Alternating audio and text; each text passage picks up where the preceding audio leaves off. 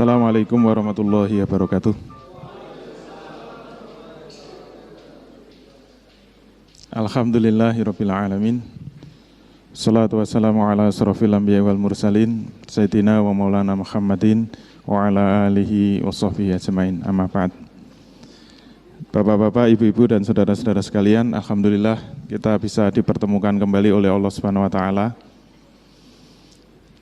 dalam keadaan sehat dan afiat. Semoga malam hari ini malam yang penuh berkah. Semoga yang tidak mengantuk mendapatkan berkah yang lebih banyak. Semoga yang melek terus utang-utangnya segera lunas. Kok lebih keras sih? Kelihatan kalau utangnya banyak. Baik, sekarang kita masuk sesi yang ke-12 dengan tema membangun pondasi bisnis yang ke-7. Sesinya ke-12, tetapi untuk materi bangunan pondasi itu yang ke-7. Dan malam hari ini adalah malam yang paling menentukan. Jadi ini malam yang menentukan hidup matinya kita. Bagi yang baru ikut, mohon maaf, akan memasuki satu pengalaman yang tidak terlupakan. Nanti malam selesai kajian, kalau ada yang bisa tidur, menurut saya imannya diragukan. Jadi sebelum Bapak Ibu sekalian itu merasakan kegalauan yang sangat mendalam, marilah kita mulai kajian ini dengan penuh kegalauan.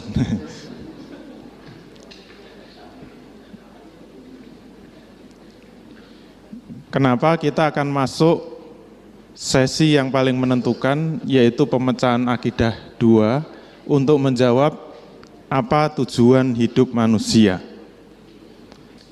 2 minggu yang lalu sudah kita kaji, pertanyaan ini harus kita ganti. Masih ingat ya?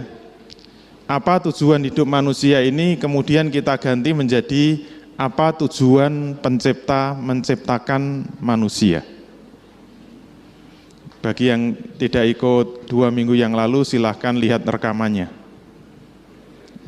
Kalau enggak ada, minta panitia. Kalau enggak dikasih, berarti suruh beli gitu.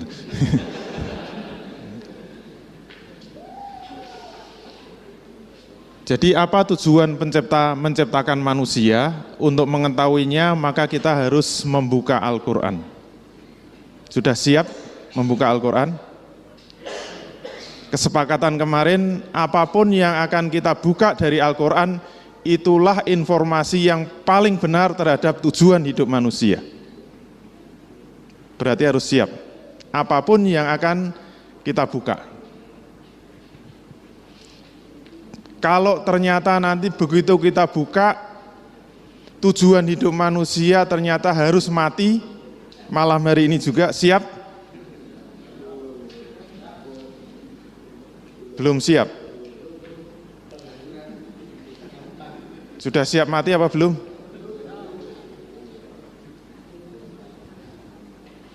Biasanya mohon maaf ya, biasanya kalau ditanya siap mati apa belum, kalau belum siap, biasanya banyak dosanya, biasanya. Sudah siap mati belum? Kalau bilang siap, biasanya banyak utangnya.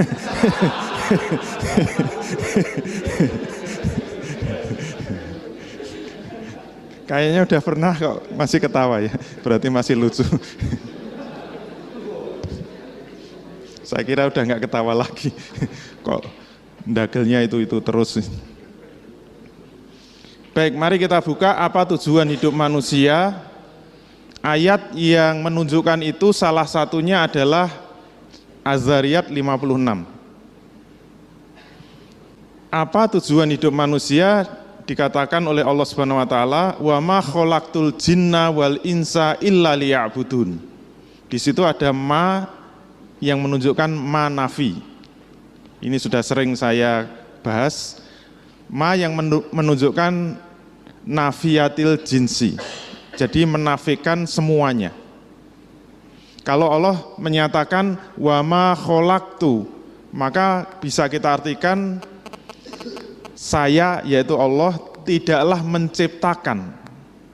Artinya apa? Tidak ada tujuan sama sekali dalam menciptakan jin dan manusia. Ma-nya manafi. Itu artinya apa? Allah menciptakan manusia itu tidak memiliki tujuan apapun juga. Tidak ada maksud apa-apa, tidak ada tujuan apa-apa dalam menciptakan manusia, kemudian ketemu istisna, illa, kecuali itu bermakna hasr. Jadi maksudnya apa? Tujuannya hanya satu saja. Seperti la ilaha illallah, la-nya la nafi, maka harus diartikan ilah di seluruh alam semesta itu tidak ada. Tuhan di seluruh alam semesta itu tidak ada. Illa, kecuali Allah, berarti Tuhan hanya Allah. Ini juga demikian. Wa ma khalaqtul jinna wal insa, tidak ada tujuan sama sekali dalam penciptaan jin dan manusia, kecuali berarti tujuan satu-satunya Allah menciptakan manusia adalah liya'budun, untuk mengabdi kepadaku, untuk menyembah kepadaku, untuk menjadi abdinya Allah Subhanahu wa taala. Terjawab sudah. Dulu saya janjikan harusnya kalau kita itu mencari apa tujuan hidup, mencari apa tujuan hidup, kalau tidak terjawab manusia akan terkungkung kan. Seperti masuk dalam kotak yang gelap gulita. Maka begitu tahu apa tujuan hidup, itu seperti membuka kotak, melihat dunia terang benderang, dan itulah titik kebangkitan manusia. Ini sudah terjawab. Saya lihat nggak ada yang bangkit, makin perpat-perpat gitu. Sudah siap. Tadi sudah berdoa belum?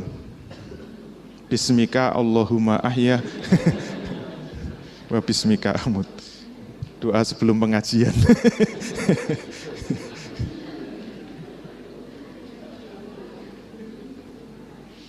Dulu ada orang barat itu yang datang ke Indonesia mengalami gangguan kesehatan.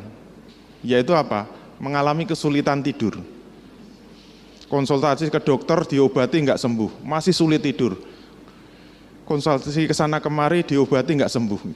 Akhirnya konsultasi ke kiai itu baru nyambung. Untuk bisa tidur gampang. Resepnya apa? Ikut pengajian.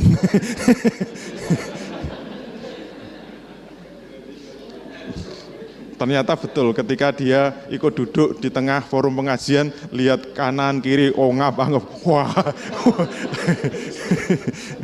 Akhirnya terhipnotis juga, ker.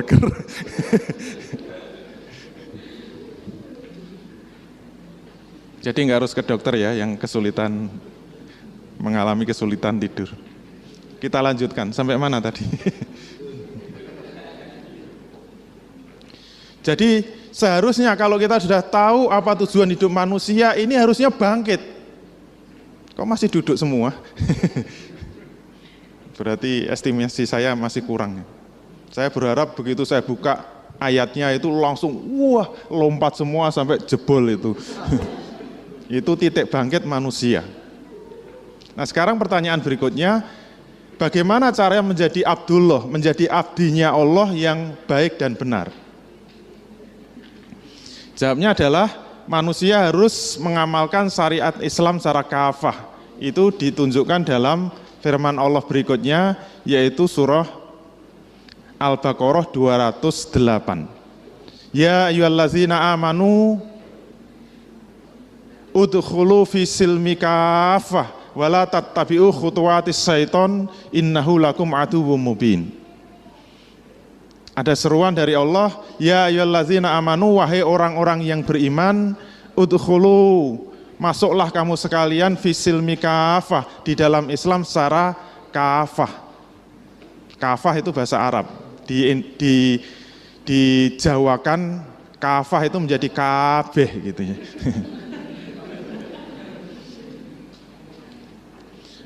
Masuklah kamu sekalian ke dalam Islam secara kabeh, secara keseluruhan. Wala tattabi'u, janganlah kami mengikuti khutuwatis syaiton, langkah-langkah setan, Innahu, sesungguhnya setan itu bagimu adalah musuh yang nyata. Berarti ukuran kita itu sudah menjadi Abdullah, abdinya Allah yang baik dan benar, kalau kita sudah bisa melaksanakan, mengamalkan Islam secara kafah. Kalau kita tidak bisa mengamalkan itu, maka kita menjadi Abdullah, menjadi abdinya Allah itu sebenarnya gagal. Gagal. Orang Jawa bilang Gatot kaca. Gagal total, kakean cangkem. Masih ketawa juga.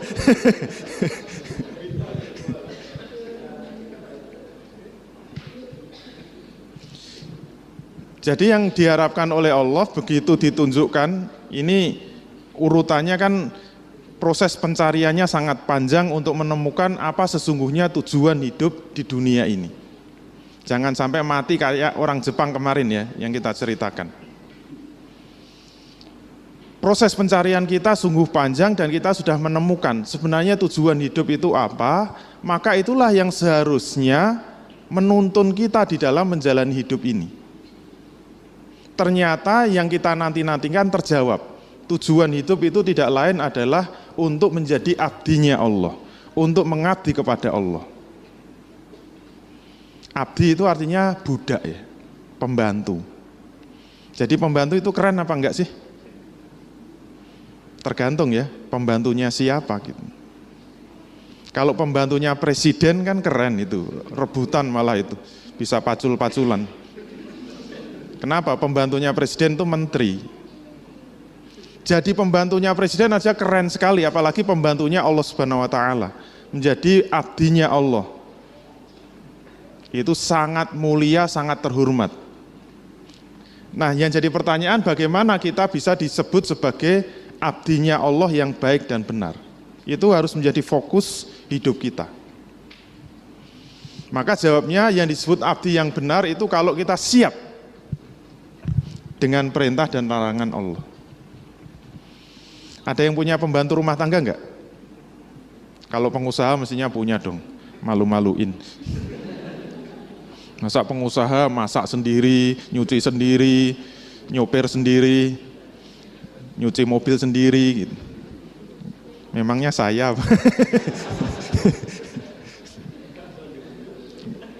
saya memang nggak punya pembantu.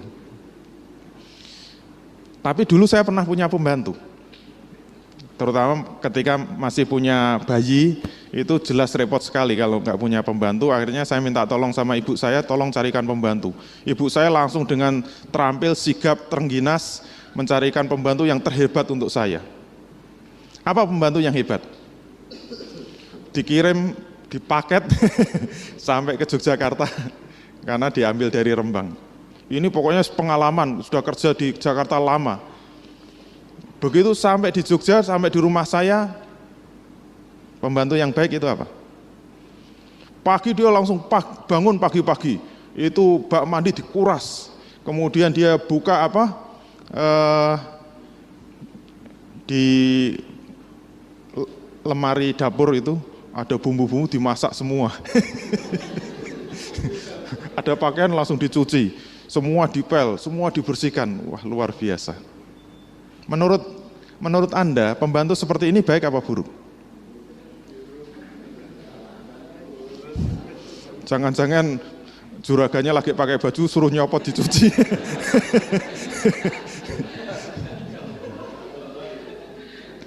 Pembantu seperti ini baik apa buruk? Malah buruk kan? Berarti pembantu yang baik itu yang bagaimana? Pembantu yang baik itu begitu datang ke rumah, apa? Justru diam. Itu pembantu yang baik. Kalau pembantu begitu datang langsung bersih-bersih, langsung nyuci-nyuci, masak-masak, semua dibersihkan. Pertanyaannya, sing ngongkon sopo? Yang nyuruh itu siapa gitu. Jadi pembantu yang baik itu justru datang diam. Diam bukan berarti diam saja, tapi diam dalam arti siap. Pembantu yang baik itu diam siap. Siap apa? Saya jadi pembantu di sini, siap saya disuruh apa? Saya kewajiban saya di sini itu apa saja. Nah, itu pembantu yang baik. Terus saya selama di sini tidak boleh apa saja. Itu kan pembantu yang baik. Kalau pembantu posisi kayak gitu, itu mesti juragannya seneng. Baik, tugas kamu bangun jam 3. Kalau saya lewat jam 3 gimana? Saya potong gajinya 50%. Itu maknanya apa? Wajib. Setelah itu apa? Mengisi bak mandi. Setelah itu apa? Nyuci. Setelah itu masak. Jelas kan? Detail. Terus yang dilarang apa saja di sini? Pertama, nggak boleh masuk kamar juragan, nggak boleh nyenggol juragan, nggak boleh mijeti juragan misalnya. Ada larangan-larangan. Jadi manusia juga begitu. Kalau kita tahu bahwa tujuan hidup itu untuk menjadi abdinya Allah, menjadi pembantunya Allah, berarti manusia yang baik harus siap. Di hadapan Allah harus mengatakan, saya siap ya Allah, siap melaksanakan apapun perintahnya dan siap untuk menjauhi apapun larangannya. Itu syarat pertama kita menjadi pembantu yang baik. Oleh karena itu yang harus kita lihat apa? Cakupan syariat Islam itu apa saja. Kita itu diperintah apa saja oleh Allah Subhanahu wa taala. Nah, kita cukup melihat satu lembar saja sudah selesai. Seluruh cakupan syariat Islam bisa kita lihat. Nanti kalau ada yang kurang silahkan protes. Seluruh Al-Quran dan Sunnah insya Allah sudah tercakup dalam satu lembar ini. Yang pertama, kita sebut dimensi 1. Yaitu apa? Aturan-aturan dari Allah yang terkait dengan hubungan manusia dengan Allah secara langsung. Ketika manusia ingin berhubungan dengan Allah secara langsung, itu ternyata diatur oleh Allah, yaitu aqaid dan ibadah. Seperti aturan sholat nggak boleh sembarangan, nyembah nggak boleh, sembarangan tuh nggak boleh. Gerakannya harus jelas dan sebagainya. Kemudian aturan puasa, aturan zakat, aturan haji dan sebagainya itu masuk dimensi 1. Dimensi yang mengatur hubungan manusia dengan Allah secara langsung. Kemudian dimensi 2, itu aturan yang mengatur hubungan manusia dengan dirinya sendiri, seperti makanan, minuman, pakaian, akhlak. Dimensi 3 itu aturan yang mengatur hubungan manusia dengan manusia lain, seperti sistem pemerintahan Islam, sistem ekonomi Islam, sistem sosial Islam, sistem pidana Islam, politik pendidikan Islam, dan politik luar negeri Islam. Nanti boleh protes kalau ada yang tidak masuk di dalam 3 dimensi cakupan syariat Islam itu. Maka tugas kita sekarang harus mendeteksi, sudah diamalkan seluruhnya apa belum? Kenapa harus diamalkan seluruhnya? Kenapa harus diamalkan secara kabeh? Karena ada peringatan dari Allah Subhanahu wa taala, yaitu surah Al-Baqarah 85. Ada pertanyaan dari Allah, afatu'minuna bi ba'dil kitab wa takfuruna bi ba'd. Sampai sini. Apakah kamu akan beriman kepada sebagian isi kitab dan akan ingkar kepada sebagian isi kitab yang lain? Ini pertanyaan dari Allah ya, bukan dari saya. Apakah kamu akan beriman kepada sebagian isi Al-Quran dan ingkar kepada sebagian isi Al-Quran yang lain? Apakah kamu hanya akan mengamalkan sebagian isi Al-Quran yang enak-enak saja dan akan meninggalkan sebagian isi Quran yang tidak enak? Apakah kamu akan mengamalkan Quran yang ringan-ringan saja dan meninggalkan amalan Quran yang berat-berat? Ini pertanyaan dari Allah. Jadi apakah kamu akan mengamalkan sebagian isi kitab dan akan mengingkari sebagian isi kitab yang lain? Karena ini pertanyaan retoris, berarti ini enggak perlu jawaban. Kenapa? Dijawab sendiri oleh Allah. Jawabannya apa? Fama jazaa'u may yaf'alu dzalika minkum. Nah, ini ada manafi lagi. Berarti kalau kita terjemahkan bagaimana? Fama jazaa'u may yaf'alu dzalika minkum, maka tidaklah dibalas orang-orang yang berbuat di antara kamu sekalian. Berarti apa? Kalau umat Islam itu setengah-setengah di dalam menjalankan Quran, jangan khawatir, tidak ada balasan sama sekali dari Allah. Jadi kalau umat Islam itu setengah-setengah dalam menjalankan Quran, tidak ada balasan sama sekali dari Allah. Fama jazaa'u may yaf'alu dzalika minkum, tidaklah akan dibalas orang-orang yang berbuat seperti itu di antara kamu, illa, kecuali, berarti balasannya hanya satu. Jadi nggak usah khawatir ya. Kalau kita setengah-setengah dalam menjalankan Quran itu tidak dibalas sama sekali oleh Allah. Tidak ada balasan sama sekali oleh Allah. Kecuali balasannya apa? Satu saja. Illa khizyun fil hayatid dunya. Kecuali hanya satu, yaitu apa? Nista kehidupannya di dunia. Jadi kalau enggak nista itu ayatnya salah. Jadi kalau umat Islam setengah-setengah di dalam menjalankan Quran, hidup di dunia itu dijamin nista. Nista itu boleh diartikan umat Islam itu akan tertindas, itu nista. Umat Islam akan terjajah, itu nista. Umat Islam akan terinjak-injak, itu nista. Umat Islam akan miskin, itu nista. Umat Islam akan melarat, itu nista. Umat Islam akan terpuruk, itu nista. Termasuk yang kaya raya itu nista. Kenapa? Didapatkan dari cara yang tidak benar. Mungkin dari hasil korupsi, atau mungkin kalau pengusaha biasanya pengusaha riba. Itu nista. Dan itu belum titik. Masih koma. Nista di dunia, kemudian apa? Kelanjutannya, koma, wa yaumal qiyamati yuraduna ila asadil azab. Dan besok di hari kiamat mereka akan dikembalikan kepada siksa yang sangat pedih. Jadi jangan khawatir, di dunia nista, di akhirat dijamin masuk neraka. Jadi kalau umat Islam setengah-setengah dalam menjalankan Quran, jangan khawatir, masuk neraka, masuk neraka. Kalau nggak masuk neraka, ayatnya salah. Wa ma'allahu bighafilin amma ta'malun, dan Allah tidak akan lengah sedikit pun terhadap apa-apa yang kamu kerjakan selama hidup di dunia. Oke, mari kita lihat satu-satu. Sudah diamalkan belum? Kita mulai dimensi 1. Siap? Dimensi 1 kita lihat. Twing, oh, dapat acungan jempol. Dimensi 1 ternyata alhamdulillah sudah diamalkan oleh umat Islam. Berarti sholat sudah. Puasa sudah. Zakat sudah, berarti dimensi 1 sudah diamalkan oleh umat Islam, walaupun sebagian besar masih meninggalkan. Survei terakhir di Indonesia, berapa persen yang sholat? Ternyata survei terakhir membuktikan yang sholat di Indonesia itu 35%. Itu jauh lebih baik daripada survei tahun 90-an. Yang sholat umat Islam baru 15%. Alhamdulillah naik 35%. Berarti yang enggak sholat 65%.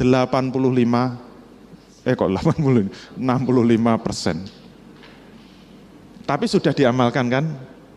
Dimensi 2 kita lihat. Twing. Oh, ternyata dijempoli juga.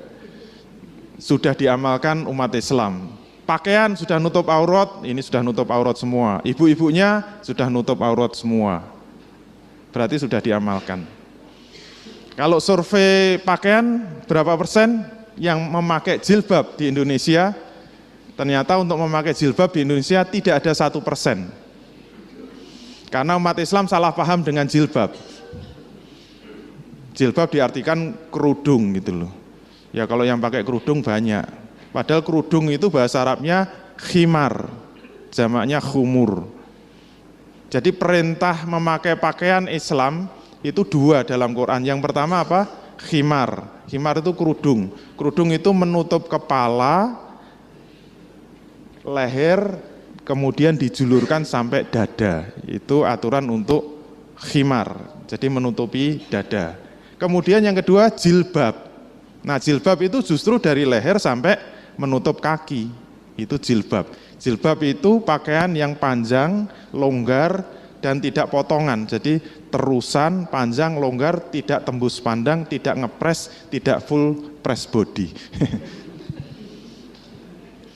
Berarti kalau ditanya berapa persen yang pakai jilbab, wah itu nggak ada 1%. Tapi sudah diamalkan, jangan khawatir. Walaupun sebagian besar masih meninggalkan.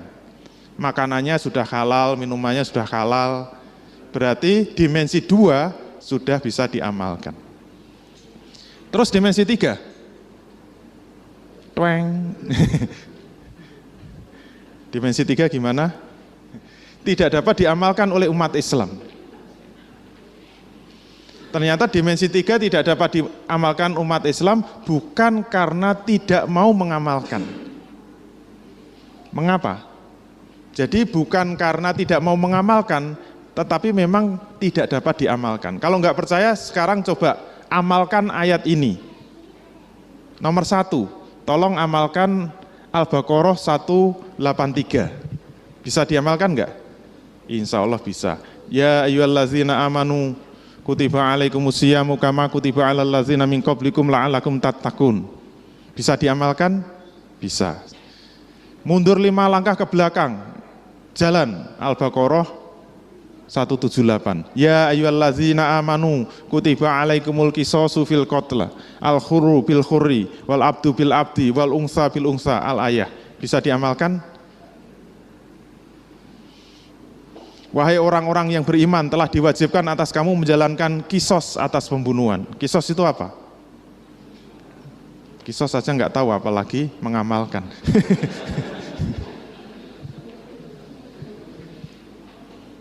Pertanyaannya, kenapa Al-Baqarah 183 ini bisa diamalkan? Ya ayyuhallazina amanu kutiba alaikumusyiyamu kama kutiba alal ladzina min qablikum la'allakum tattaqun.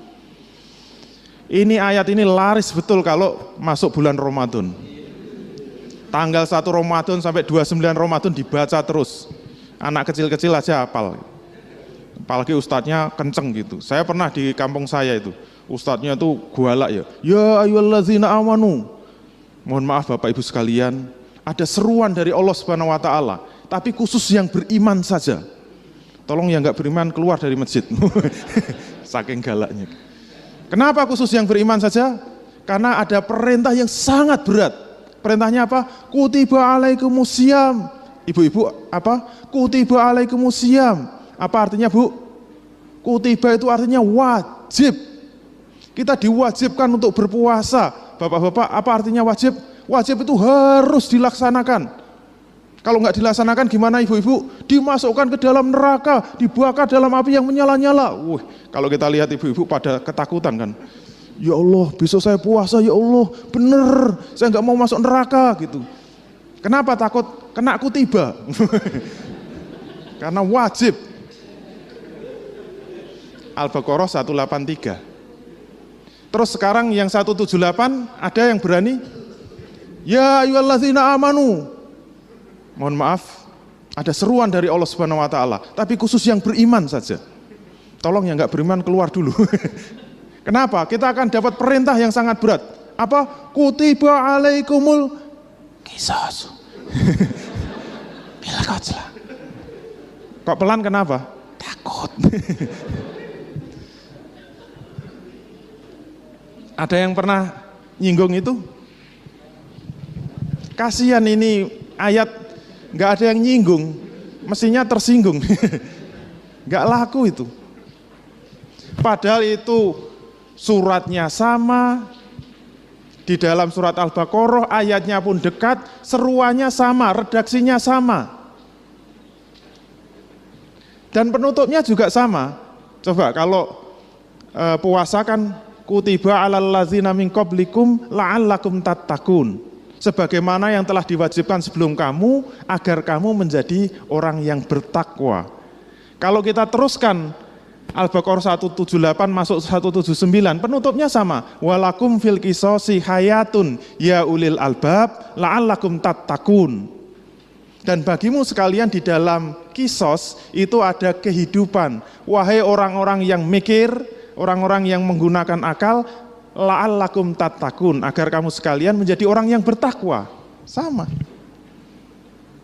Makanya ulama menerjemahkan takwa itu apa? Kalau dalam khutbah Jumat itu salah satu rukun yang wajib disampaikan dalam wasiat khutbah. Ittaqullah Bertakwalah kamu kepada Allah. Ittaqullaha haqqa tuqatih. Bertakwalah kamu dengan sebenar-benarnya takwa, sesempurna-sempurnanya takwa. Apa artinya takwa? Siap melaksanakan semua perintah Allah dan siap menjauhi semua larangan Allah. Bisa? Yang atas sih bisa, yang bawah kasihan ini, yang bawah. Kenapa pertanyaannya sekarang? Yang bawah nggak bisa dilaksanakan. Jawabnya karena pengamalan dimensi 3 memerlukan sebuah negara. Dari mana taunya? Karena ada perintah dari Allah surat An-Nisa 59. Ya ayyuhallazina amanu atiullaha wa atiur rasula wa ulil amri minkum. Wahai orang-orang yang beriman, taatlah Allah, taatlah kepada Allah dan taatlah kepada Rasul dan ulil amri di antara kamu. Ulil amri itu apa? Penguasa, pemimpin. Kalau kita disuruh taat kepada Allah, berarti Allahnya ada enggak? Ada. Kalau kita disuruh taat kepada Rasul, berarti Rasulnya ada. Kalau kita disuruh taat kepada ulil amri, berarti ulil amrinya tidak ada. Berarti ulil amrinya harus ada. Ayat yang kedua, yaitu Al-Maidah 48. Fahkum bainahum bima anzalallah wala tattabi ahwa'ahum amma ja'aka minal haq. Itu ada perintah kepada Rasul selaku kepala negara, fahkum bainahum, maka putuskanlah perkara bainahum di antara mereka. Di antara mereka itu maknanya apa?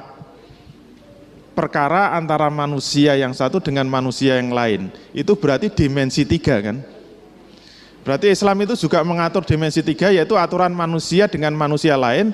Kalau ada masalah, ada perkara, maka putuskanlah menurut apa yang diturunkan oleh Allah. Wala tattabi ahwa'ahum, janganlah mengikuti hawa nafsu mereka. Mereka ini siapa? Anggota DPR. Kenapa diterjemahkan anggota DPR? Karena mereka membuat aturan mengikuti hawa nafsu dan tidak mau tunduk kepada apa yang diturunkan Allah. Lawan dari tunduk kepada aturan yang diturunkan oleh Allah itu berarti mengikuti hawa nafsu. Karena disebut hum itu berarti jamak. Hawa nafsu bareng-bareng, yaitu apa? Anggota parlemen. Amma ja'aka minal haq, sehingga memalingkan kamu dari kebenaran yang sudah diturunkan oleh Allah kepadamu. Pertanyaan terakhir. Kenapa saya sebut terakhir? Supaya biar gitu kan. Kalau menyebut terakhir langsung padang. Itu rahasianya kalau kuliah mahasiswa sudah pada ngantuk. Yang terakhir masih biar gitu loh. Apalagi kalau materinya cukup sekian, wah langsung alhamdulillah gitu.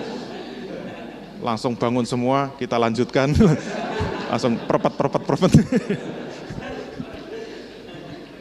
Yang terakhir, yang menjadi pertanyaan, bagaimana kalau negaranya tidak mau mengamalkan?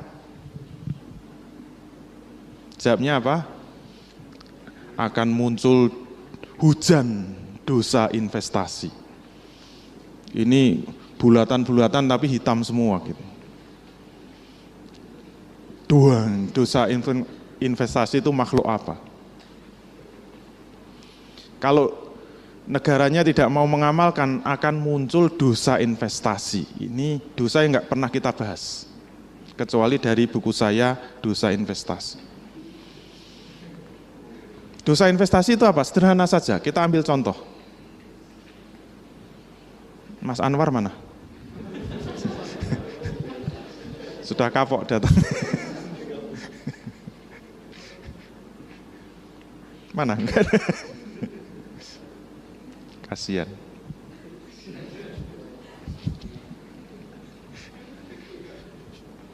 Yang depan aja ya. Mas siapa mas? Yang merah sih. Mas Rio. Untuk contoh ya enggak apa-apa. Menggantikan makomnya Mas Anwar. Yang sudah kapok. Dari mana Mas Rio? Oh Magelang. Sekarang di Jogja kuliah. Kuliah di mana? Oh, Stephen. Untuk contoh ya Mas Rio. Sudah pernah ikut materi? Oh, baru kali ini.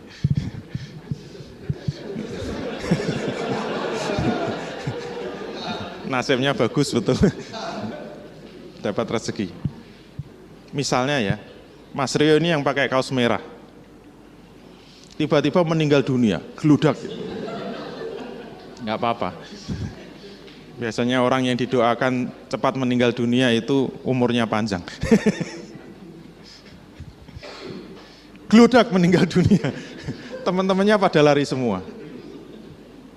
Sekarang pertanyaannya, kalau Mas Rio meninggal dunia, kemudian temannya itu malah lari, kemudian diam di rumah. Jadi cukup diam di rumah, nggak usah ngapa-ngapain. Diam sembunyi di rumah. Sementara jasadnya Mas Rio terkapar di JBN ini, nggak ada yang ngurusi.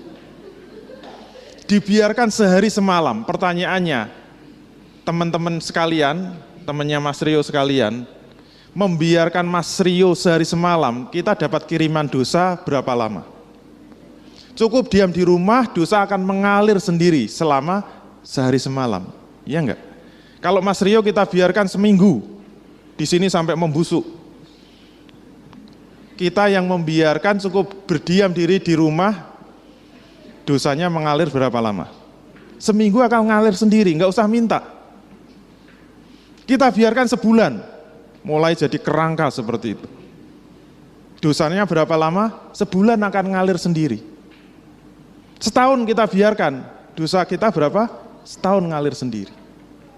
Itu dimensi waktu. Ternyata ini juga berdimensi wilayah. Kalau teman-teman di Jogja ini pada nggak mau ngurus jenazahnya Mas Rio, yang dosa siapa? Akan meluas sampai seluruh Jawa Tengah akan dosa semua. Kalau orang Jawa Tengah diam semua, nggak mau ngurusi jenazah Mas Rio, dosanya meluas sampai mana? Sampai Papua, itu belakang ada orang Papua. Mesti cari yang keriting, tertipu. Yang Papua itu yang lurus gitu loh. Kalau keriting nggak sampai di sini, karena tulisannya lurus jalan terus, keriting berhenti. Kasihan ya. Kalau seluruh Indonesia nggak mau ngurusi jenazahnya Mas Rio, yang dosa siapa? Kan meluas sampai seluruh dunia, seluruh kaum muslimin akan dosa. Berarti pertanyaannya, kalau ada orang meninggal dunia, kemudian jenazahnya tidak diurus, siapa yang berdosa? Jawabnya, seluruh kaum muslimin berdosa. Mengapa? Insya Allah sudah paham. Kenapa? Biasanya yang dibahas ini, dosa investasi itu apa? Contohnya, ngurus jenazah. Iya enggak? Berarti dosa investasi apa? Dosa yang cukup diam, enggak mau ngurus jenazah, itu akan mengalir sendiri dosanya. Sejak SD kita diajari yang namanya dosa investasi muncul dari mana? Ngurus jenazah. SMP, SMA, perguruan tinggi contohnya apa? Ngurus jenazah. Padahal masih ada contoh yang lain. Siap? Kita buka. Nggak usah dilihat gambarnya.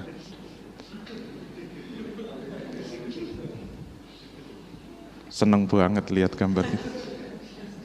Kalau ada orang berzina, siapa yang berdosa? Kalau kita mendengarkan ceramah di masjid-masjid, kita mendengarkan ceramah dari kiai, dari ustadz, membahas tentang zina. Misalnya ada tetangga berzina. Kalau ada orang berzina, siapa yang berdosa? Yang berzina kan? Siapa yang masuk neraka? Yang berzina kan? Siapa yang akan disiksa dalam neraka? Yang berzina kan? Benar nggak penjelasan ini? Salah. Kalau ada orang berzina, siapa yang berdosa? Jawabnya sama, seluruh umat Islam berdosa. Loh dari mana dosanya? Saya akan protes kan? Kalau nggak protes nggak normal. Loh kita ini orang baik. Kita ini anak soleh, rajin sholat, rajin ngaji, cinta Allah sampai mati.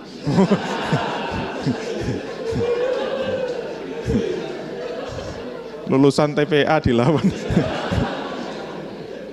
Kita itu nggak pernah berbuat maksiat, boro-boro berzina, ngintip aja enggak kok. Ikut-ikutan dosa, dosanya dari mana? Dari mana dosanya? Silakan baca An-Nur ayat 2.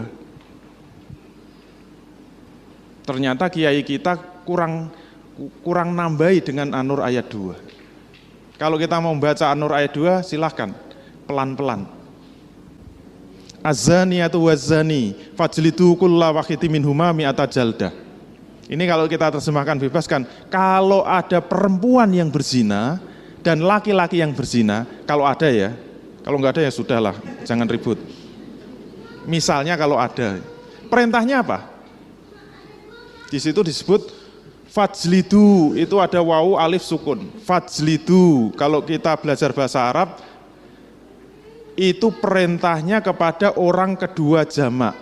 Maka cambuklah wahai kaum muslimin sekalian. Berarti yang disuruh siapa? Seluruh kaum muslimin. Kulla wahidin minhuma mi'ata jaldah. Masing-masing dari keduanya dengan 100 kali cambukan.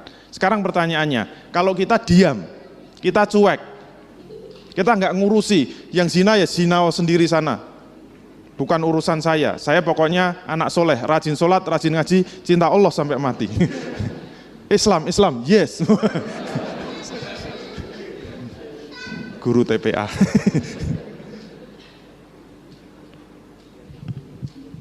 Kalau misalnya kita cuek, kita nggak ngurusi yang berzina ya biarlah berzina sendiri, masuk neraka ya masuk neraka sendiri. Kira-kira gimana? Kalau kita diam, kalau kita cuek, silakan baca kelanjutannya. Wala ta'khudhukum bihima ra'fatun fi dinillahi in kuntum tu'minuna billahi wal yaumil akhir. Janganlah rasa belas kasihan kepada keduanya itu menghalangi kamu untuk menjalankan agama Allah. In kuntum tu'minuna billahi wal yaumil akhir. Jika kamu masih punya iman kepada Allah dan hari akhir. Mohon maaf ya, ini khusus yang beriman saja. Jika masih punya iman. Ini masih punya iman enggak? Enggak punya ya enggak apa-apa. Masih punya iman enggak?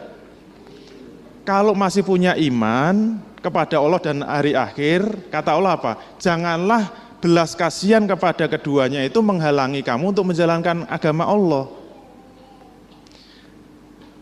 Kalau dibalik, kalau kamu merasa belas kasihan, merasa enggan, sehingga tidak mau menjalankan agama Allah, itu kan sama seperti kamu sudah tidak punya iman kepada Allah dan hari akhir. Artinya apa?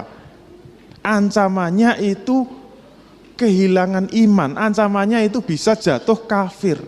Itu maknanya jazm. Berarti apa? Fajlidu itu harus dilakukan, jatuhnya apa? Wajib. Berarti cukup kita diem saja, kalau terjadi perzinaan ya akan dikirimi dosa-dosa investasi. Tinggal ngitung aja, di Indonesia sehari berapa terjadi perzinaan? Ada datanya? Saya ngitung ya sopo. Kalau pemerkosaan itu ada, karena biasanya lapor kan. Menurut kepolisian, pemerkosaan di Indonesia berapa? Setiap 4 jam sekali. Berarti sehari ada orang diperkosa itu 6. Itu yang diperkosa itu sing suka sama suka itu berapa detik sekali gitu. Dan itu baru Indonesia ya. Ini ayatnya nggak ada batasan Indonesia, ini untuk seluruh dunia. Dan tidak ada beda itu Islam dan kafir, nggak ada beda.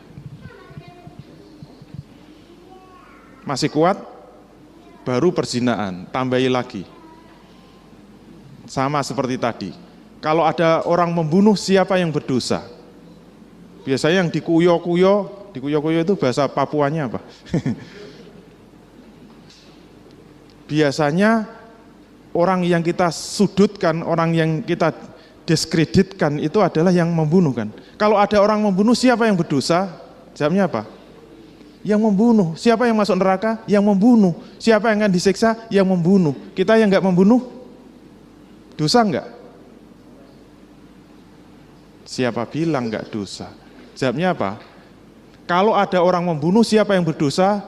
Seluruh umat Islam berdosa. Mengapa? Silakan buka Al-Baqarah 178 tadi. Perintahnya apa? Ya ayyuhallazina amanu. Mohon maaf ini hanya yang beriman saja. Wahai orang-orang yang beriman, Perintahnya apa? Kutiba alaikumul qisasu fil qatl. Telah diwajibkan atas kamu sekalian menjalankan kisos atas pembunuhan. Berarti kalau nggak mau apa? Kena kutiba kan? Masih ada lagi? Masih, jangan khawatir. Sak buku itu ada semua. Ini contoh yang ringan-ringan saja gitu. Kalau ada yang mencuri, siapa yang berdosa? Ini gambar apa? Gambar apa ini? Ini gambar pencuri yang kemayu. Kalau ada orang mencuri, siapa yang berdosa? Sama, jawabnya seluruh umat Islam berdosa. Mengapa? Silakan baca Al-Maidah 38. Redaksinya mirip dengan An-Nur ayat 2 tadi. Wasariku wasarikotu fakto'u aidiyahuma jazaa'an bima kasaba nakala minallah wallahu azizun hakim. Kalau ada pencuri laki-laki dan pencuri perempuan, perintahnya apa? Fajlidu. Yang diperintah siapa? Potonglah wahai kaum muslimin sekalian tangan dari keduanya. Siapa yang diperintah? Seluruh kaum muslimin. Kalau enggak mau, jangan khawatir, semua dapat bagian dosa, enggak usah rebutan ya, semua dapat kok. Masih ada lagi? Kalau dalam buku saya memang banyak. Saya langsung loncat sampai kepada hal yang enggak pernah kita pikirkan. Apa? Kalau ada orang kafir, siapa yang dosa? Nah biasanya kita lebih kejam lagi sama orang kafir. Orang kafir itu masuk neraka, orang kafir itu nanti masuk neraka selama-lamanya. Orang kafir tidak akan dientas dari neraka. Sekarang pertanyaannya, kalau ada orang kafir, siapa yang dosa? Kita nggak pernah mikir kan? Padahal orang Islam sama orang kafir banyak mana sekarang? Penduduk bumi 7 miliar, yang muslim berapa? 1,5 miliar. Berarti yang kafir berapa? 5,5 miliar. Sekarang pertanyaannya, kalau ada 5,5 orang kafir, siapa yang dosa? Jawabnya sama, seluruh umat Islam berdosa. Loh kok bisa? Kita kan orang Islam, rajin sholat, rajin ngaji, cinta Allah sampai mati. Kok bisa ikut dosa? Itu dosanya dari mana? Silahkan baca At-Taubah 29 dan 39. Perintahnya gimana? Wah ini to the point. Qatilu, langsung kan perintahnya langsung dari awal. Qatilu pakai wawu alif sukun. Berarti maknanya apa? Perangilah wahai kaum muslimin sekalian. Siapa yang harus diperangi? Alladzina la yu'minuna billahi wala bil yaumil akhir. Orang-orang yang tidak beriman kepada Allah dan hari akhir. Yang kedua, wala yuharrimuna ma harramallahu wa rasuluhu. Orang-orang yang tidak mau mengharamkan apa yang diharamkan Allah dan Rasulnya. Yang ketiga, wala yadinuna dinal haqqi minal ladzina utul kitaba. Orang-orang yang tidak mau masuk ke agama yang benar dari kalangan ahli kitab. Hatta yu'tul jizyata, sampai mereka mau membayar jizyah. Aidi wa hum shahirun, dalam keadaan tunduk dan patuh. Pertanyaannya, kalau kita diam, enggak mau menjalankan jihad untuk mendakwai orang-orang kafir. Kalau kita diam memangnya kenapa? Silahkan lihat korinahnya, penjelasan dari ayat yang lain yaitu At-Taubah 39. Illa itu pakai tasjid ya, itu dari kata inlam. Jadi illa tangfiru yu'adzibkum azaban alima. Jika kamu tidak mau pergi berperang, ketahuilah bahwa Allah akan mengazab kamu dengan azab yang sangat pedih. Jadi kalau seluruh umat Islam sekarang diam, kekafiran itu 5,5 miliar. Kalau kita diam, apa kata Allah? Jika kamu tidak mau berangkat berperang, ketahuilah bahwa Allah akan mengazab kamu dengan azab yang sangat pedih. Dijamin masuk neraka. Gak ada ceritanya sekarang bisa masuk surga langsung, gak ada ceritanya. Umat Islam sekarang dijamin masuk neraka selamanya. Kalau enggak ini salah. Sekarang mau ikut ayat ini atau ikut nasihatnya George Bush. Dulu George Bush datang ke Indonesia ketemu dengan 3 tokoh Indonesia. Pimpinannya NU, pimpinannya Muhammadiyah, pimpinannya MUI. Kenapa datang ke Indonesia? Mau ngasih bantuan. Ya saya dapat bocoran. Enggak tahu benar apa enggak, namanya juga bocoran. Salah satu dialognya ternyata George Bush itu minta kepada pimpinan ormas-ormas Islam itu Dan kalau mau memenuhi permintaan dibantu 5 juta US dollar untuk madrasah dan pesantren. Berapa itu kira-kira? Ya kira-kira 7 triliun lah. Mau nggak? Saya bantu 5 juta US dollar. Syaratnya apa? Mudah kok. Tolong Pak, ini kan sampean tuh tokoh-tokoh Islam Indonesia. Saya pesen di dalam Quran itu tolong ada 55 ayat yang dihapus dari Quran. Tolong. Salah satunya apa? Ini tadi. At-Taubah 29. Kok harus dihapus kenapa? Itu ayat-ayat terorisme. Saya takut baca ayat itu. Itu aja ada 55. Ya kok sudah ngitung ya? Saya aja belum ngitung. Dia ngerti ayat-ayat terorisme ada 55. Tolong dihapus sih. Alhamdulillah tokoh kita menjawab dengan tegas. Tidak bisa. Kenapa? Jangankan satu ayat, satu huruf aja berani menghapus. Kafir itu. Neraka itu. Kaget. Loh masa sih satu huruf nggak boleh? Iya. Satu huruf aja nggak boleh apalagi satu ayat. Apalagi 55. Oh gitu toh. Tapi George Bush itu cerdas. Oke, nggak dihapus nggak apa-apa. Tetap saya kasih 5 juta. Tapi syaratnya apa? Nggak usah dihapus dari Quran. Tapi saya pesan tolong ayat ini jangan diajarkan kepada umat Islam. Jangan dibacakan kepada umat Islam. Jangan disampaikan kepada umat Islam. Oke? Wah kalau itu cocok. Kenapa? Nggak usah disuruh juga nggak ada yang baca. Nggak laku itu ayat-ayat kayak gitu. Coba di masjid kita tunggui tongkrong itu sebulan penuh kalau Ramadan. Muncul nggak At-Taubah 29? Muncul sekali bubar itu jamaah. Kenapa? Ayat-ayat terorisme. Dan pesannya George Bush, jangan disampaikan. Kalau ada yang berani menyampaikan, langsung masuk daftar terorisme. Siapa? Yang datang di JBN.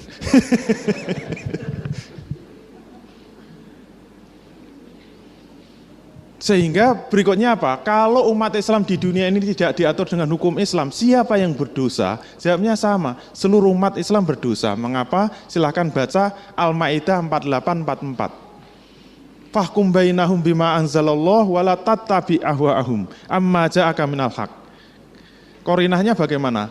Wa man lam yahkum bima anzalallah faulaika humul kafirun. Ini tegas sekali. Siapa saja yang tidak mau memutuskan perkara menurut apa yang diturunkan oleh Allah, mereka itu adalah orang-orang yang kafir. Kesimpulannya apa? Silahkan lihat jam dinding ini. Dia muter terus, pelotot aja muter terus, biarin. Nanti kan capek sendiri. Maksudnya apa?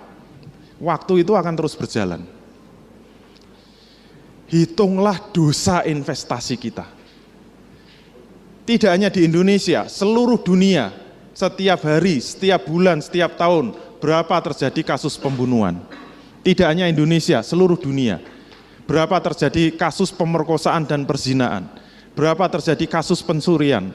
Berapa terjadi kasus pemurtadan. Berapa terjadi kasus pembantaian umat Islam. Berapa di atas muka bumi ini yang sudah diatur dengan Islam.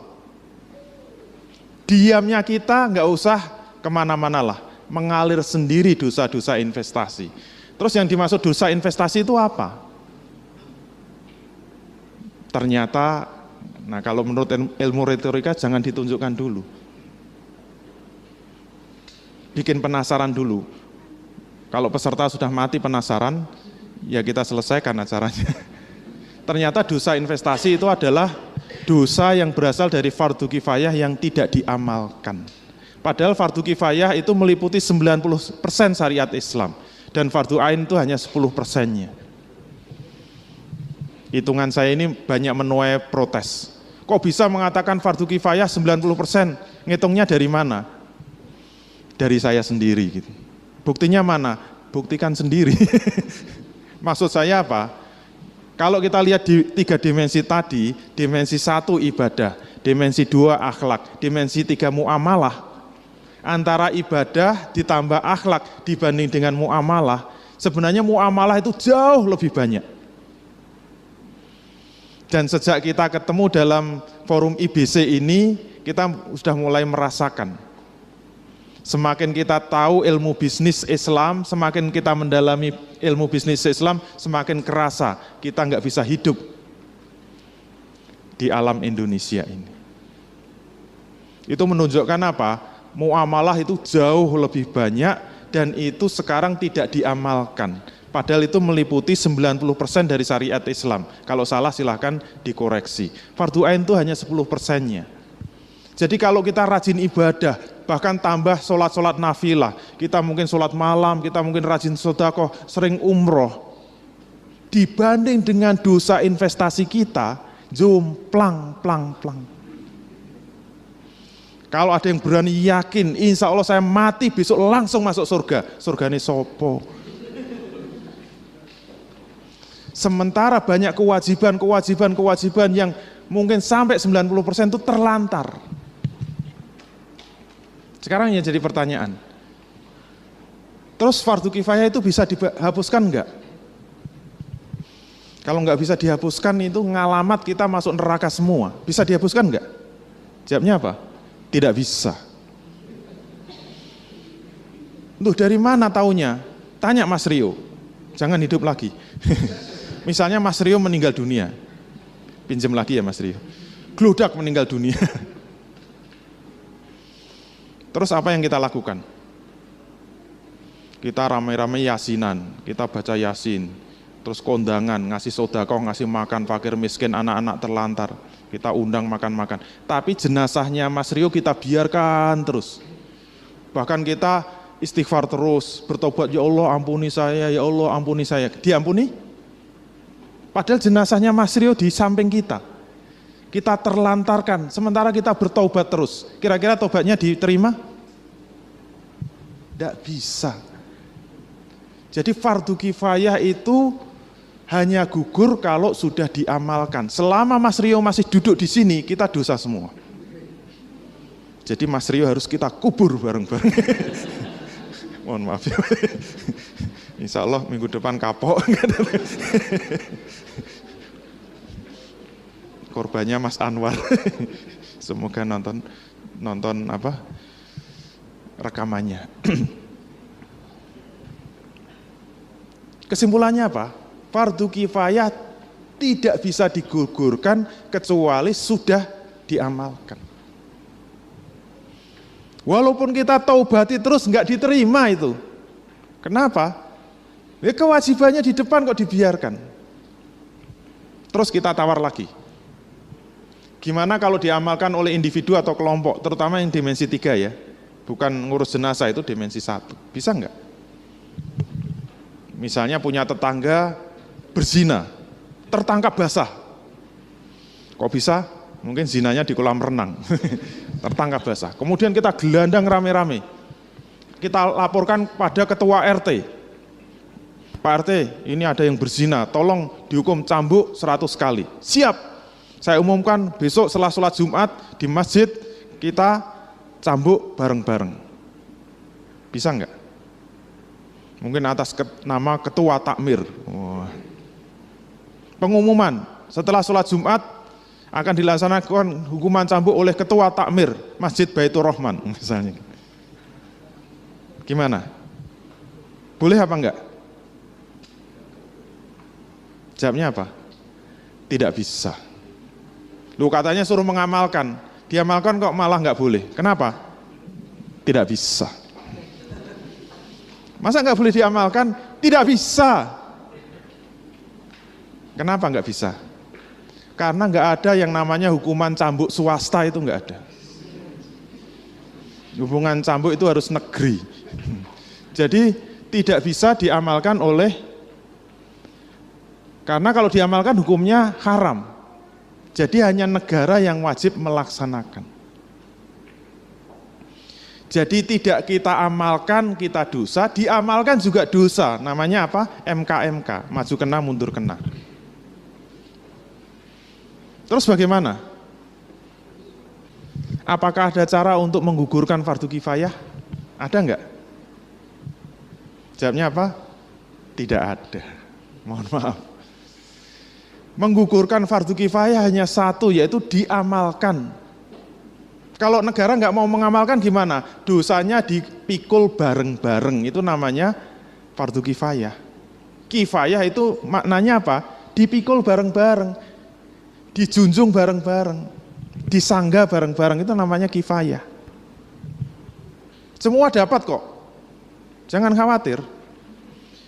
Nggak usah ikut ngitung juga dihitungkan. Saya dapat juga, jangan khawatir. Terus gimana? Bisa dihapuskan? Nggak bisa, kecuali sudah diamalkan. Kalau nggak diamalkan, dosa semua mengalir sendiri. Bisa ditaubati? Tidak bisa juga. Ditaubati nggak bisa. Kenapa nggak bisa ya? Sama seperti tadi. Kita bertobat di samping jenazahnya Mas Rio gitu. Astagfirullah, astagfirullah gitu. Iya, kita diampuni dosa-dosa yang lain, tapi dosa mengurus jenazah nggak akan gugur kecuali diamalkan. Terus gimana?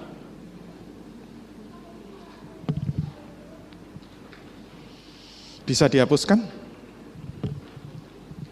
Nggak bisa. Berarti kita hidup di zaman, di era di mana umat Islam akan masuk neraka bareng-bareng. Absennya sudah belum? Itu daftarnya. Baru kali ini ada pengumuman masuk neraka, ketawa semua. Karena dalam Quran memang kadang-kadang bahasanya itu bahasa retorika. Fabashirhum bi'adzabin alim. Berilah kabar gembira dengan siksa yang sangat pedih. Itu untuk ayat yang suka nyimpen duit itu. Wallazina yaknizuna dzahaba wal fiddata wala yunfikunaha fi sabilillah fabashirhum bi'adzabin alim. Orang-orang yang menyimpan emas dan perak dan tidak mau membelanjakan di jalan Allah, berilah kabar gembira dengan siksa yang sangat pedih. Emas dan perak itu mata uang di zaman Rasul. Maka hukumnya sama dengan menyimpan emas dan perak sekarang, termasuk menyimpan uang. Untung saya nggak punya uang. Jadi menyimpan uang itu termasuk kanzul mal, hukumnya haram. Jangan khawatir, masuk neraka kok. Terus gimana? Ada solusinya enggak? Enggak ada. Ya sudah. Ini enggak main-main. Ada solusinya? Enggak ada. Fardu kifayah itu hanya gugur kalau sudah diamalkan. Padahal diamalkan enggak boleh, tidak diamalkan dosa. Terus piye? Dosa kabeh.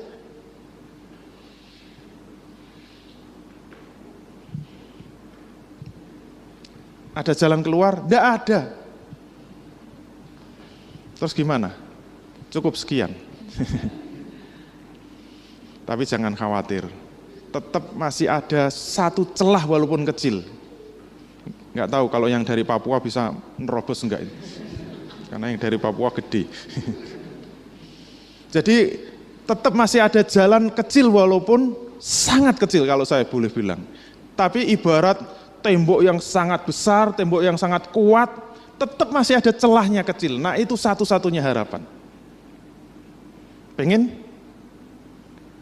Ternyata satu celah kecil itu hanya satu saja solusinya. Apa? Khusus bagi mereka yang mau beli buku saya. Itu loh caranya jualan tuh gitu. Ini kan Islamic Business Coaching. Jangan lupa dong. Nah kalau di luar sana ada jualan buku dosa investasi, gutu. Saya pernah ngisi di Kalimantan tuh yang hadir 500. Saya udah dipesani panitia, tolong bawa buku yang banyak. Ya sebanyak-banyaknya bawa di pesawat kan 100 saja udah ngelewati timbangan kan. Saya bawa 100 itu. Suruh bedah buku dosa investasi. Itu semua itu tegang itu. Selesai saya sampaikan, silahkan beli buku saya. Langsung rebutan itu. Orang 500 memperebutkan 100 buku. Wah, terjadi adegan yang sangat mengerikan. Hampir saja terjadi saling bunuh hanya untuk memperebutkan buku saya. Itu bakul jamu. Solusinya apa? Ternyata kita harus cermat. menggugurkan fardu kifayah itu berbeda dengan menggugurkan dosa kifayah. Artinya apa? Fardu kifayah itu tidak bisa digugurkan kecuali harus diamalkan. Tetapi kalau dosa kifayah bisa digugurkan walaupun belum diamalkan. Kenapa saya katakan celah kecil? Karena sandarannya cuma satu hadis. Kalau bapak-bapak, ibu-ibu nggak percaya sama hadis ini, wassalam. Sudah nggak ada celah lagi. Berarti menutup lubang kubur sendiri. Terus dikubur nih ngendi coba? Walaupun redaksinya ada beberapa, kalau dalam buku saya ada 3 matan. Ini salah satunya, rufi'an umati alal khoto'i wa nisyani wa mastukrihu alaih. Akan diangkat pena malaikat, maksudnya tidak dicatat atas umatku terhadap 3 jenis dosa.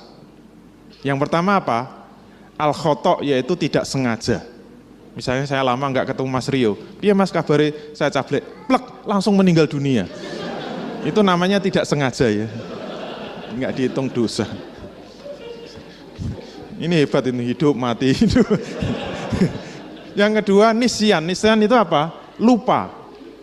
Misalnya puasa, lapar, makan 1 piring, masih lupa 2 piring, masih lupa 3. 3 piring baru ingat. Itu tidak membatalkan puasa dan tidak dosa. Malaikat nggak mau mencatat sebagai dosa. Yang ketiga apa? Wa mastukrihu alaih. Keterpaksaan atas mereka. Maksudnya apa? Sudah berusaha mati-matian untuk melaksanakan kewajiban itu, tetapi belum tertunaikan karena apa? Terpaksa. Misalnya kembali Mas Rio ya, meninggal lagi ya Mas, gludak itu. Terus teman-temannya keluar semua. Saya jamaah, nggak peduli semua gitu. Kok lari semua? Akhirnya saya ikut lari keluar. Begitu sampai jalan raya saya baru ingat, loh ini kan kewajiban.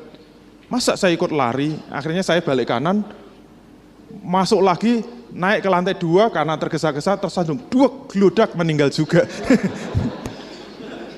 Saya satu-satunya yang tidak dosa. Walaupun jenazah sama-sama diterlantarkan. Mohon maaf, semua jamaah dosa. Yang tidak cuma saya. Gitu. Karena satu-satunya yang mau balik kanan gitu. Walaupun kemudian terpaksa meninggal dunia. Itu malaikat nggak mau mencatat. Kesimpulannya apa? Dosa kifayah hanya dituliskan kepada umat Islam yang diam. Pengen lihat catatannya malaikat? Nah itu. Kenapa jelek? Karena saking banyak dosanya. Yang tidak mau berusaha. Berarti apa? Berarti wajib ada amalan dakwah yang sungguh-sungguh sehingga masuk kategori terpaksa. Nah, amalan dakwah yang masuk kategori terpaksa itu seperti apa? Itu saya tulis dalam 1 bab sendiri. Amalan dakwah yang masuk kategori terpaksa itu syaratnya 4. Amalannya wajib berhubungan langsung dengan fardu kifayahnya. Berarti apa? Pernahkah kita menyampaikan Al-Baqarah 183? Sering kan? Ya ayyuhallazina amanu kutiba alaikumusiyam. Itu fardu ain. Sekarang pertanyaannya, siapa yang berani menyampaikan fardu kifayah? Nanti sekali-kali kalau dikasih kesempatan kultum sebelum terawih cuma 15 menit, cukup baca Al-Baqarah 178. Ya ayyuhallazina amanu kutiba alaikumul qisasu fil qatla. Wassalam. Yang penting udah pernah menyampaikan. Itu syarat pertama, harus berani menyampaikan yang fardu-fardu kifayah. Kalau kita sudah berani kemana-mana menyampaikan fardu kifayah, sudah cukup? Belum, masih ada syarat yang kedua, yaitu apa? Ternyata kita tidak boleh sendirian di dalam mengupayakan terlaksananya fardu kifayah. Kenapa nggak bisa sendirian? Karena yang bisa mengamalkan itu hanya Fatih desain. Maaf keliru. Saya coba membaca kok. Karena yang bisa mengamalkan itu hanya negara. Berarti kewajiban kita itu adalah mengingatkan negara, melakukan amar ma'ruf nahi mungkar kepada negara. Dan mengingatkan negara itu nggak bisa sendirian. Sing ngrungokke sapa gitu.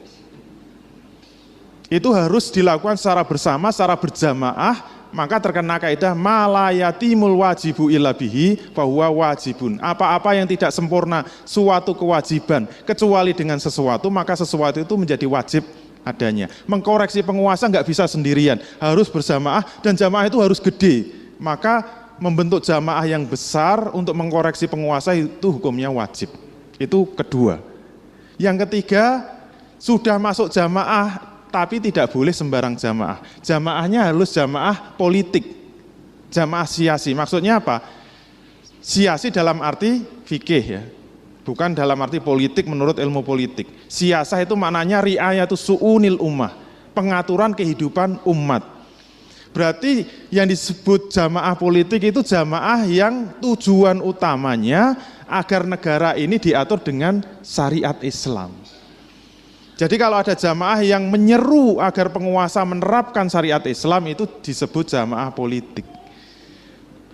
Jamaah yang tidak politik contohnya apa? Mohon maaf ya, misalnya jamaah sosial kemasyarakatan. Cirinya apa? Berjamaah untuk membangun sekolah-sekolah Islam, rumah sakit Islam, panti asuhan Islam. Itu insya Allah ada pahalanya. Tetapi masih terkena dosa kifayah. Kenapa? Kalau jamaah itu tidak berani memperjuangkan untuk mengingatkan pada penguasa agar penguasa menerapkan syariat Islam, maka belum menunaikan kewajibannya sebagai jamaah politik. Sudah 3 kan?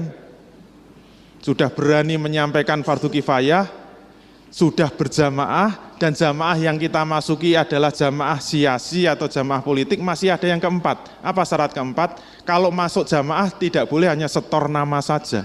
Yang penting sudah dicatat anggota jamaah. Enggak boleh. Kenapa? Begitu masuk jamaah wajib mengikuti aturan jamaah sehingga kita bisa bersama-sama dikomando oleh jamaah bergerak untuk melakukan amar ma'ruf nahi mungkar sampai kategori terpaksa. Maka kalau meninggal dunia, insya Allah bersih dari dosa kifayah.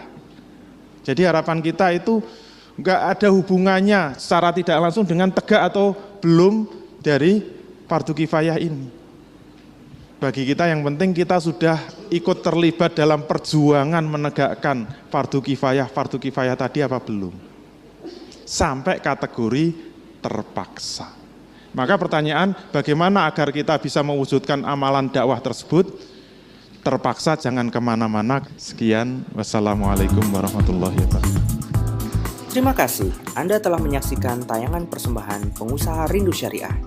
Silakan hadiri acara-acara yang kami buat seperti Islamic Business Coaching, di mana kita dapat mempelajari kerangka berbisnis Islam, kemudian Islamic Business Sharing, di mana kita bisa belajar kepada pengusaha yang telah menerapkan bisnis syariah, Fikih Bisnis Islam, di mana kita bisa bertanya dan memecahkan permasalahan-permasalahan bisnis kontemporer, dan Muslimpreneur Power Camp, di mana kita akan termotivasi untuk menjadi pejuang syariah dalam berwirausaha. Sampai ketemu di pertemuan berikutnya. Wassalamualaikum warahmatullahi wabarakatuh.